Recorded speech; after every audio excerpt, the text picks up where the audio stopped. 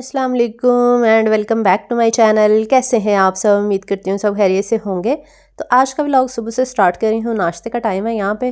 तो 2-3 दिन से खिचड़ी और वो यखनी और बीमारों वाला खाना खा खा के ना हम लोग थक गए थे। दरअसल हम रोटी भी नहीं ना खा रहे, रोटी भी बुखार में नहीं खानी चाहिए थी। तो हस्बैंड की भी तबीयत ख़राब थी अभी, हाँ, तो वैसे ही काफ़ी बीमार है और मेरी खुद तबीयत नहीं सेट हो रही थी ना, बुखार चढ़ जाता था बार बार।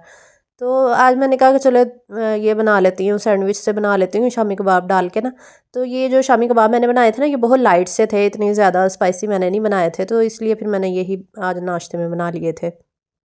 और मुझे ना आजकल कुछ समझ नहीं आ रहा कि मैं क्या बनाऊं, क्योंकि रोटी तो खानी नहीं है, बस खिचड़ी खा लो, यखनी खा लो, सूप पी लो, ये कर लो वो कर लो, या चाय ब्रेड चल रही है, या अंडा ब्रेड टोस्ट, इस तरह की चीज़ें ना बस खा खा के हमारी बस हो गई है। हम दुआएं मांग रहे हैं कि अल्लाह ताला हमारी तबीयत जल्दी से बेहतर हो जाए ताकि हम भी खाना खा सकें। और मैं खाना बना ही नहीं रही, इतने दिन हो गए, ना रोटी बन रही है ना सालन बन रहा है। तो बस यही चल रहा है आजकल हमारी लाइफ में। बस उसके बाद फिर मेरी हेल्पर आ गई थी, तो मैं छत पे उसको लेके आई थी। मैंने कहा कि ना वो क्विल्ट निकालते हैं रज़ाइयाँ, क्योंकि सर्दी लगने लगी। अब ब्लैंकेट में ना रात को मुझे ठंड लग रही थी काफ़ी ज़्यादा। तो ये जो विक्की रज़ाई है ना, ये लार्ज साइज़ की है, डबल सॉरी डबल नहीं होती जो डबल रज़ाई, तो वो पेटी से निकाली। फिर उसको मैंने कहा कि वो धूप लगवाती हूँ, धूप में डाल के ना, क्योंकि फिर जरासीम वगैरह मर जाते हैं। वैसे तो साफ़ ही होती हैं, लेकिन ये है कि धूप लगने से स्मेल वगैरह ख़त्म हो जाती है, जरासीम ख़त्म हो जाते हैं। तो शाम को मैंने कहा था नीचे ले आएंगे, लेकिन फ़ायदा कोई नहीं होता डालने का, धूप बिल्कुल भी नहीं निकल रही आजकल तो। और ये परसों का व्लॉग है। अभी है इतनी ज़्यादा बीमार थी ना, परसों इसको 104 बुखार हो गया था। यहाँ पे हम पानी की इसको पट्टियाँ कर रहे थे, ठंडे पानी की। इसका बुखार उतर ही नहीं रहा था, बिल्कुल नडाल और बेहोश हो गई थी, ये इतनी ज़्यादा इसकी तबीयत ख़राब हुई थी। लेकिन अब शुक्र है अल्लाह का, थोड़ी सी बेहतर है। तो फिर हम इसको लेके गए थे हॉस्पिटल, और अबीहा के चाचू लेके गए थे, क्योंकि अबीहा के बाबा की भी हालत नहीं थी जाने वाली, इतनी तबीयत उनकी भी बहुत ज़्यादा ख़राब थी। उनको भी 102-103 बुखार हो रहा था। मैं खुद बीमार थी, हम तीनों ही बीमार थे। फिर वो आए बेचारे, उन्होंने वो मुझे और अबीहा को लेके गए थे शेख अरफान के पास। हम लोग गए हॉस्पिटल, वहाँ पे इसको चेक करवाया। तो उन्होंने मेडिसिन वगैरह दी। उस वक्त भी इसको ना 102 बुखार था जब हम इसको लेके गए हैं डॉक्टर के पास। तो बस उसके बाद फिर हम डॉक्टर से होके हम वापस आए। वापसी पे फिर फ्रूट्स वगैरह ले लिया था। एप्पल के अलावा ना कुछ भी नहीं खाया जा रहा, बाकी फ्रूट तो बिल्कुल भी नहीं खाए जा रहे, क्योंकि खटास होती है। तो ऑरेंज वगैरह तो बिल्कुल भी नहीं खाए जा रहे। तो बस जब डॉक्टर के पास लेकर आए, मेडिसिन वगैरह खिलाई, तो थोड़ी देर ये सो गई, लेकिन रात को फिर इसको बुखार हो गया था। फिर रात को 103 दोबारा से हो गया था, क्योंकि डॉक्टर ने कहा था कि अगर 2 दिन से इसका बुखार नहीं टूटेगा ना, तो फिर आपने ना इसका सीबीसी टेस्ट करवाने हैं। तो वो अभी हम यही सोच रहे थे कि अगर बुखार सुबह तक ना ठीक हुआ ना, तो फिर इसका टेस्ट करवा लेंगे। वैसे तो मेडिसिन जो उसने दी थी ना, हम वही खिला रहे हैं। डॉक्टर ने काफ़ी ज़्यादा मेडिसिन वगैरह दे दी थी, जिससे इसको इंस्टेंट रिलीफ तो मिल गया था। साथ में नेबुलाइज़र का भी उन्होंने कहा था कि इसको नेबुलाइज भी करवाना है। फिर नेबुलाइज़र भी नया लेकर आए हैं, क्योंकि हमारा जो पहले वाला था ना, वो लाहौर में रह गया था अबीहा के चाचू की तरफ। वो लाने का हमें याद ही नहीं रहा, ये फिर नया मंगवाया। ये 4000 का आया। तब हमने जब लिया था, बीहा छोटी होती थी, तब 2-2.5 हज़ार कहा जाता था। अब इतनी महंगाई हो गई है ना, हर चीज़ ही डबल रेट पे पहुंची हुई है। तो बस इसको फिर यहाँ पे इसके बाबा जो हैं वो नेबुलाइज करवा रहे थे। और इसको नेबुलाइज करवाना इंतहाई मुश्किल काम होता है, ये करती नहीं है। इसको लगता है पता नहीं क्या हो जाएगा, मुझे इसके रिएक्शन चेक करें। इतनी मुश्किल से इसको करवा रहे थे यहाँ पे। और साथ में कपड़े भी इसको डबल डबल पहनाए हुए थे। अल्लाह का शुक्र है कि अब थोड़ी सी बेहतर हो गई है इसकी तबीयत, लेकिन ये है कि कफ़ अभी तक नहीं जा रही। पैनाडोल सिरप था, और इसके अलावा कफ़ के लिए भी डॉक्टर ने दिया था, तो कुछ साशे दिए थे। मतलब काफ़ी ज़्यादा 4-5 इसकी मेडिसिन थी जो डॉक्टर ने रेकमेंड की थी, जो हम लेकर आए थे। और इसके अलावा दारचीनी वाली, अदरक और इलायची वाली चाय का भी कहा था। इसके बाबा ने कह रहे थे कि पता नहीं किसी किसी ने बताया था कि अगर बच्ची को चाय देनी है ना, हल्की सी पत्ती डाल के ना, साथ में दारचीनी का टुकड़ा और इलायची, और इसके अलावा ये जो होती है अदरक, अदरक का टुकड़ा डाल के ना, तो इससे ना गले को काफ़ी रिलीफ मिलता है। तो अभी वही मैं बना रही थी यहाँ पे। और उस दिन तो फिर मैंने कोई व्लॉग नहीं बनाया क्योंकि बिहा इतनी बीमार रही ना पूरा दिन। परसों की बात है, परसों कोई व्लॉग नहीं मैंने शेयर किया। और फिर ये नेक्स्ट डे का व्लॉग है, यानी कि कल का।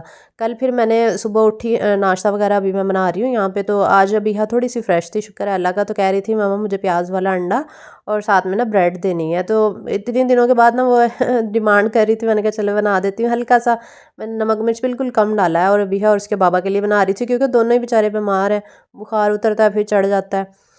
तो साथ में फिर अदरक वाली चाय, दालचीनी वाली चाय और वो सिनेमन स्टिक जो होती है वो डाल के, हाँ दालचीनी को ही कहते हैं सिनेमन स्टिक, और साथ में हरी इलायची डाल के। और कुछ लोग लौंग भी डाल लेते हैं, लौंग मैंने नहीं डाला था, मैंने कहा ज़्यादा गर्म ही ना हो जाए। तो बस ये 3 चीज़ें डाल के तो मैंने चाय बनाई थी। और आप सबका बहुत ज़्यादा शुक्रिया, पिछले व्लॉग में भी आप लोगों ने इतनी ज़्यादा दुआएं दी थी, और इसके अलावा आप लोगों ने काफ़ी टोटके बताए थे खांसी के लिए ना। तो फिर मैंने टोटका इसलिए नहीं ट्राई किया क्योंकि इसकी हॉस्पिटल से मेडिसिन ले आए थे ना, तो उसी से अल्लाह का शुक्र है कि इसकी कफ़ जो है ना वो काफ़ी बेहतर हो गई थी। तो फिर टोटका ट्राई करने का टाइम ही नहीं मिला, तो मैंने ट्राई भी नहीं किए। लेकिन आप लोगों के जितने भी टोटके आप लोगों ने मुझे सेंड किए थे ना, वो सारे ही बहुत ज़बरदस्त थे। और नेक्स्ट टाइम इंशाल्लाह कभी इस तरह मसला होगा ना, तो मैं वो सारे टोटके ज़रूर ट्राई करूँगी। तो आप सबका बहुत बहुत ज़्यादा शुक्रिया। अल्लाह ताला खुश रखे और आप सबकी जायज़ ख्वाहिशात को पूरा करें, आमीन। और मैंने इतनी अच्छी और प्यारी डाइट शुरू की हुई थी, लेकिन बीमार होने की वजह से ना मेरी डाइट ख़राब हो गई बीच में, क्योंकि अब फास्टिंग हो ही नहीं रही, मेरा दिल घटने लग जाता है क्योंकि मैं भी मेडिसिन ले रही हूँ ना बुखार की, गले ख़राब, फ्लू, ये सारी मेडिसिन मैं खुद खा रही हूँ। तो फिर उसकी वजह से मुझसे भूखा ही नहीं रहा जाता, मेरा तो ऐसा लगता है कि बस मेरा दिल फट जाएगा और मैं गिरने वाली हो जाती हूँ, मेरे हाथ पाँव कांपने लग जाते हैं, फास्टिंग हो ही नहीं रही मुझसे। इतनी तबीयत यानी कि ख़राब है ना बुखार की वजह से। मैंने कहा चले कोई बात नहीं, अब पहले इंसान को ना अपनी तबीयत बेहतर करनी चाहिए, फिर अपने वेट की तरफ ध्यान देना चाहिए। फ़िलहाल वेट को भूल के ना अपनी सेहत पे तवज्जो दो। तो बस फिर मैंने अभी फास्टिंग फ़िलहाल छोड़ दी है। इंशाल्लाह 2-4 दिन में ना जैसे ही मेरी तबीयत ठीक हो जाएगी ना, तो फिर मैं दोबारा से स्टार्ट करूँगी और फिर मैं आपके साथ पूरा इंशाल्लाह डाइट प्लान शेयर करूँगी। 2 केजी तो मैंने कम कर लिया था, लेकिन अब अगर ये मसला ना बनता ना, मेरी तबीयत ना ख़राब होती, तो अब तक मेरा 3-4 केजी कम हो जाना था, जितनी मैं स्ट्रिक्टली डाइट को फॉलो कर रही थी। लेकिन जब कभी आपने डाइट करनी हो ना, तो पहले मेक श्योर होना चाहिए कि आप बिल्कुल फिट हैं, आपको कोई बीमारी तो नहीं है, आप बीमार तो नहीं। अगर आपको कोई बीमारी है तो पहले अपनी बीमारी ठीक करें, फिर डाइट करें। तो ये देखें हमारी मेडिसिन के ढेर लगे हुए हैं, इस साइड पे बिहा की पड़ी हुई हैं, दूसरे साइड टेबल पे मेरी और इसके बाबा की पड़ी हुई हैं। तो अभी शाम का टाइम था, शाम को इसको दोबारा नेबुलाइज करवाया और मेडिसिन वगैरह पिलाई। और गला तो अभी तक मेरा बिल्कुल ठीक नहीं हुआ, लेकिन ये है कि आज शुक्र है थोड़ा सा बोला जा रहा है। पहले तो बिल्कुल नहीं बोला जा रहा था, इतनी ख़राब तबीयत है। परसों का व्लॉग आपने देखा ही होगा, उसमें मेरी आवाज़ ही नहीं निकल रही थी।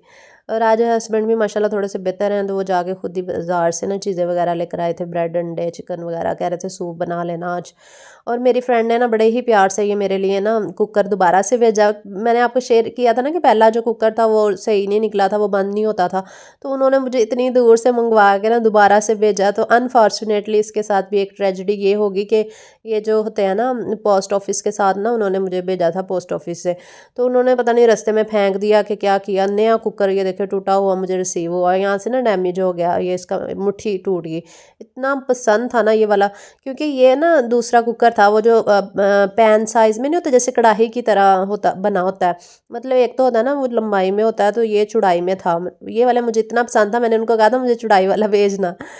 तो खैर मैंने कहा नया डलवा लूँगी। और साथ में ना उन्होंने बिहा के लिए ये चीज़ें भेजी थी, इतनी खूबसूरत सी रेज़र पेंसिलें, बहुत ज़्यादा शुक्रिया आपका। बिहा को तो इतनी पसंद आई थी ना, तो वो तो ये सारी चीज़ें देख के वैसे ही खुश हो गई थी, और उसकी तबीयत तो ऐसे जैसे ठीक हो गई हो। तो बस शुरू हो गई फिर अपना काम करने के लिए। ये इतनी प्यारी प्यारी सी रेज़र्स हैं, ये सारी रेज़र्स हैं, बहुत ही खूबसूरत थी। और ये देखें ये मुट्ठी इसकी, मैंने सोचा कि एल्फ़ी लगा के इसको जोड़ूं, लेकिन एल्फ़ी नहीं इसमें सही रहेगी क्योंकि फिर हीट अप होगा ना, तो फिर वो उखड़ जाएगी।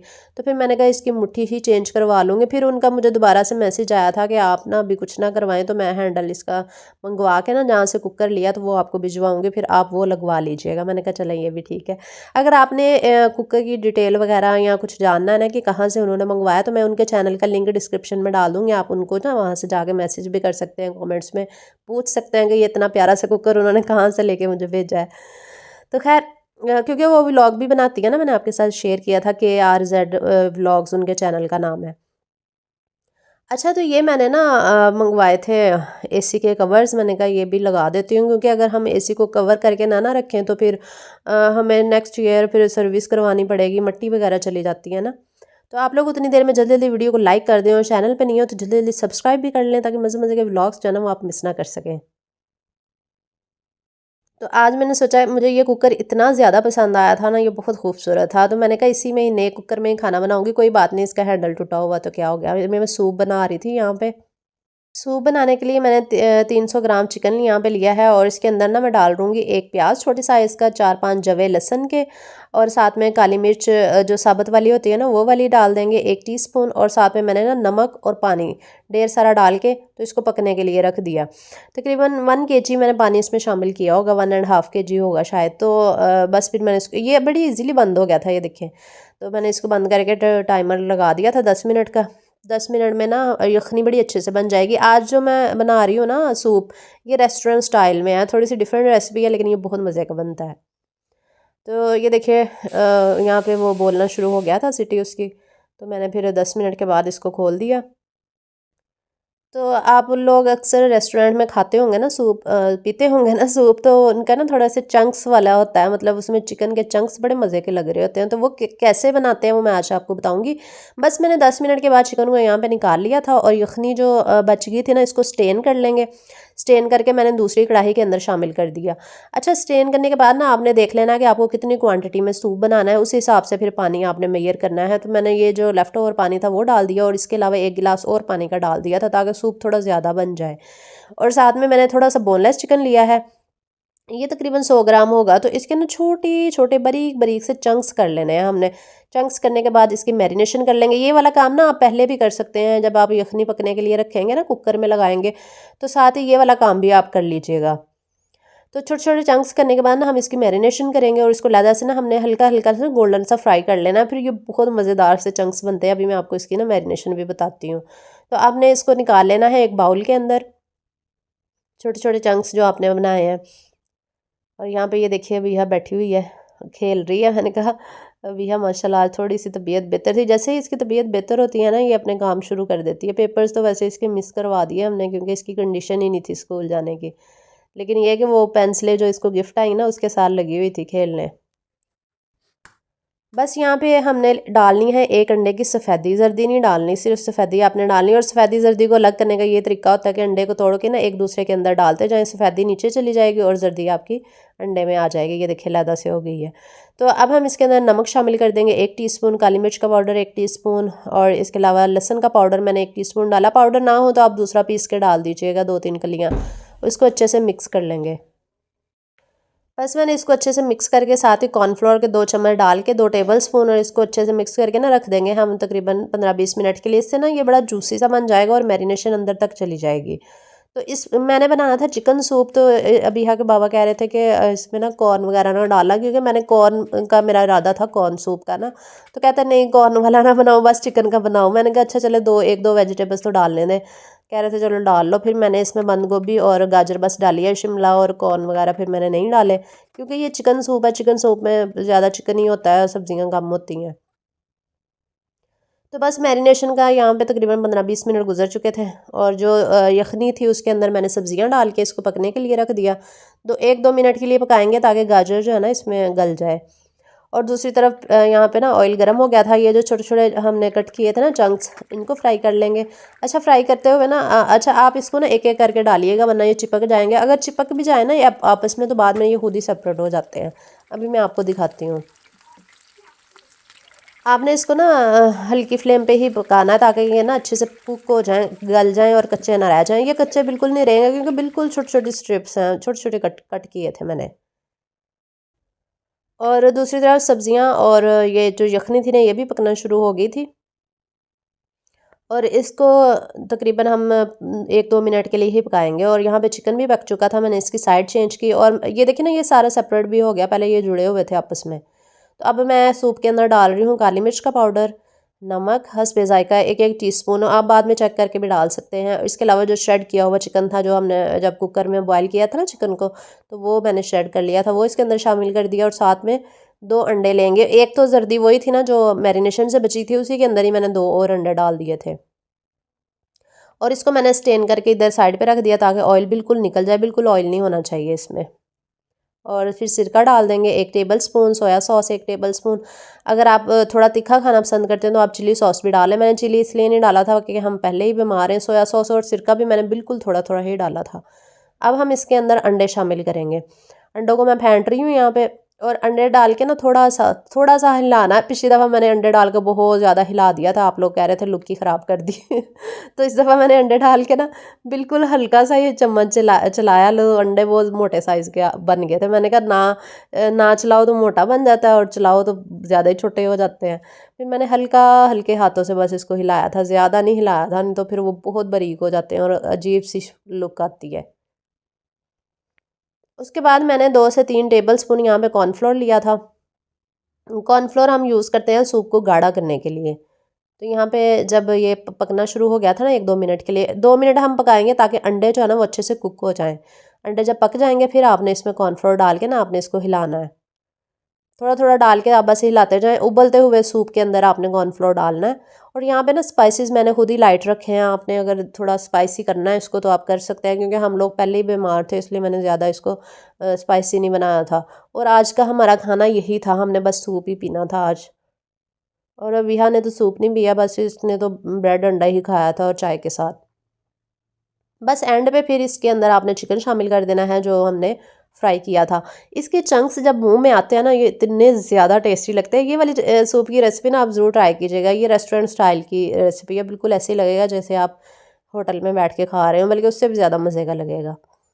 तो ये देखिए आज लुक कितनी खूबसूरत आई है। आपने मुझे ज़रूर बताना कि आज के वाले सूप की लुक कैसी आई है। बस थोड़ा लाइट है, इसमें स्पाइसेस आपको नज़र नहीं आ रहे होंगे क्योंकि हमने बिल्कुल लाइट बनाया था। और ये इसको खाया भी जा सकता है और पिया भी जा सकता है, क्योंकि हम लोगों ने एज अ मील यही खाना था पीना भी यही था।